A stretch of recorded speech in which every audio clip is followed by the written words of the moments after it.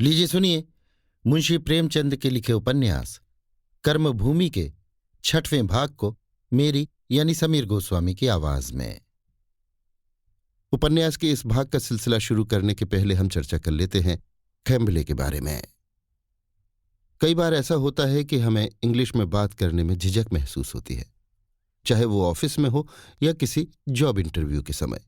अगर आप चाहते हो कि आप घर बैठे अपनी इंग्लिश फ्लुएंसी सुधार सकें तो आप कैम्बले को सब्सक्राइब कर सकते हैं।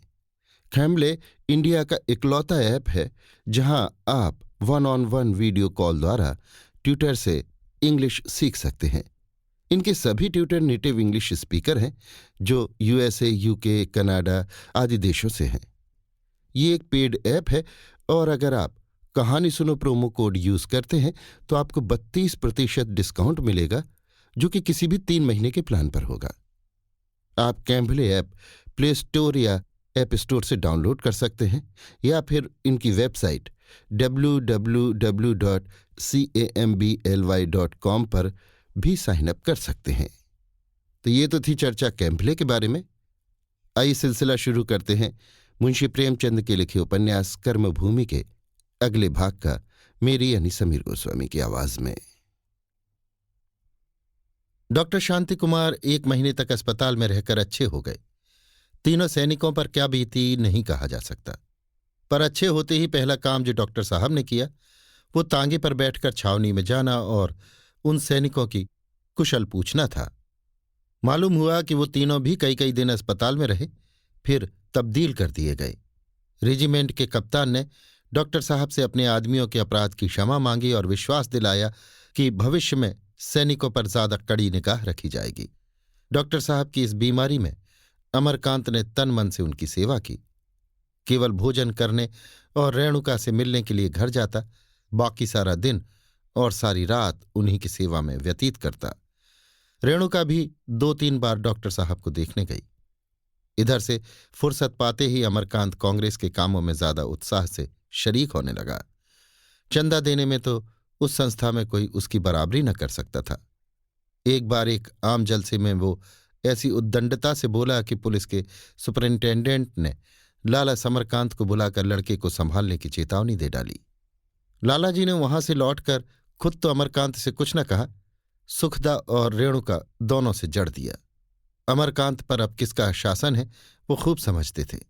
वो इधर बेटे से स्नेह करने लगे थे। पहले हर महीने पढ़ाई का खर्च देना पड़ता था, तब उसका स्कूल जाना उन्हें जहर लगता था। काम में लगाना चाहते थे और उसके काम न करने पर बिगड़ते थे। अब पढ़ाई का कुछ खर्च न देना पड़ता था, इसलिए कुछ न बोलते थे, बल्कि कभी कभी संदूक की कुंजी न मिलने या उठकर संदूक खोलने के कष्ट से बचने के लिए बेटे से रुपए उधार ले लिया करते। न अमरकांत मांगता न वो देते। सुखदा का प्रसवकाल समीप आता जाता था।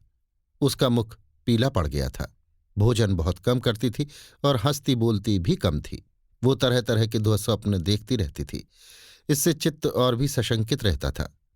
रेणुका ने जनन संबंधी कई पुस्तकें उसको मंगा दी थी। इन्हें पढ़कर वो और भी चिंतित रहती थी। शिशु की कल्पना से चित्त में एक गर्वमय उल्लास होता था, पर इसके साथ ही हृदय में कंपन भी होता था। न जाने क्या होगा। उस दिन संध्या समय अमरकांत उसके पास आया तो वो जली बैठी थी। तीक्ष्ण नेत्रों से देखकर बोली, तुम मुझे थोड़ी सी संख्या क्यों नहीं दे देते?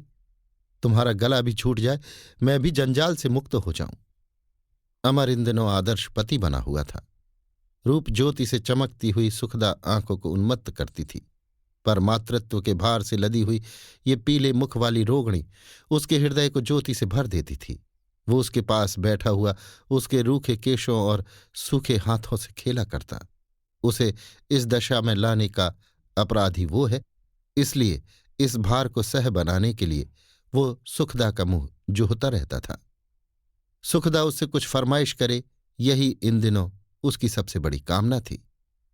वो एक बार स्वर्ग के तारे तोड़ लाने पर भी उतारू हो जाता। बराबर उसे अच्छी अच्छी किताबें सुनाकर उसे प्रसन्न करने का प्रयत्न करता रहता था। शिशु की कल्पना से उसे जितना आनंद होता था, उससे कहीं अधिक सुखदा के विषय में चिंता थी। न जाने क्या होगा। घबराकर भारी स्वर में बोला, ऐसा क्यों कहती हो सुखदा? मुझसे गलती हुई हो तो बता दो। सुखदा लेटी हुई थी। तकिए के सहारे टेक लगाकर बोली, तुम आम जलसों में कड़ी कड़ी स्पीचें देते फिरते हो। इसके सिवा और क्या मतलब है कि तुम पकड़े जाओ और अपने साथ घर को भी ले डूबो। दादा से पुलिस के किसी बड़े अफसर ने कहा है। तुम उनकी कुछ मदद तो करते नहीं और उल्टे उनके किए कराए को धूल में मिलाने को तुले बैठे हो। मैं तो आप ही अपनी जान से मर रही हूं। उस पर तुम्हारी ये चाल और भी मारे डालती है। महीने भर डॉक्टर साहब के पीछे हलकान हुए, उधर से छुट्टी मिली तो ये पचड़ा ले बैठे। क्यों तुमसे शांतिपूर्वक नहीं बैठा जाता?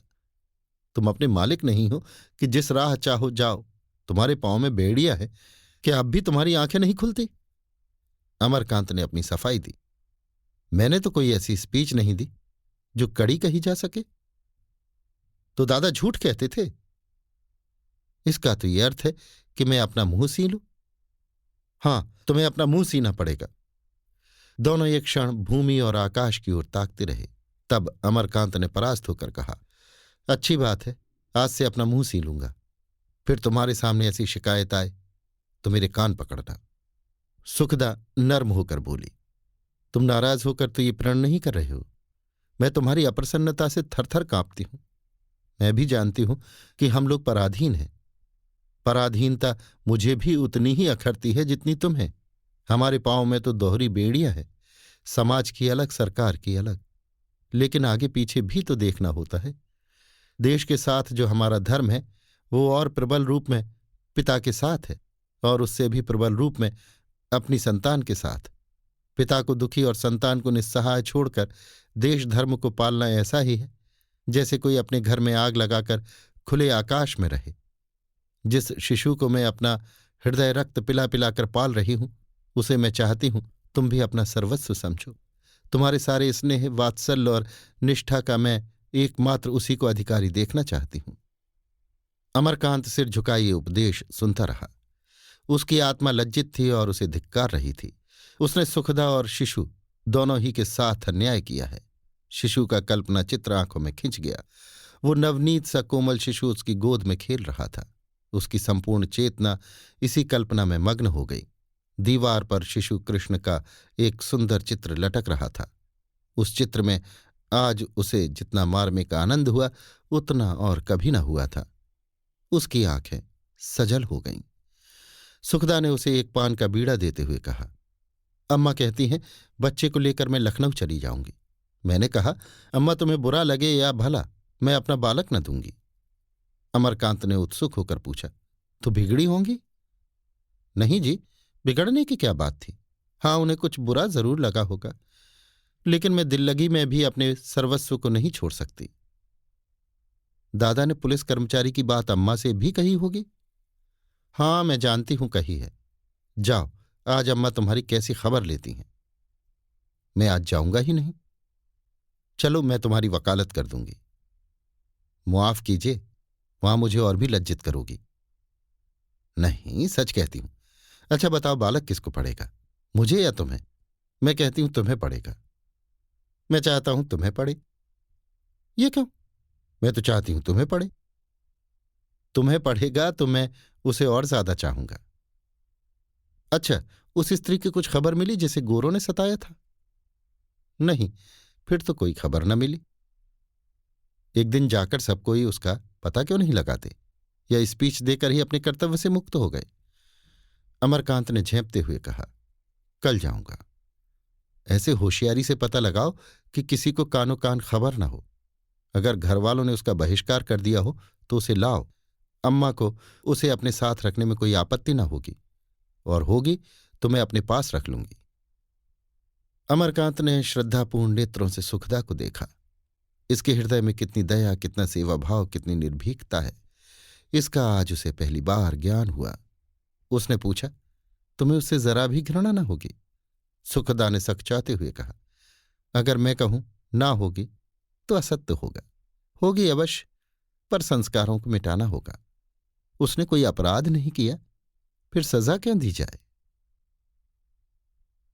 अभी आप सुन रहे थे मुंशी प्रेमचंद के लिखे उपन्यास कर्मभूमि के 6वें भाग को, मेरी यानी समीर गोस्वामी की आवाज में।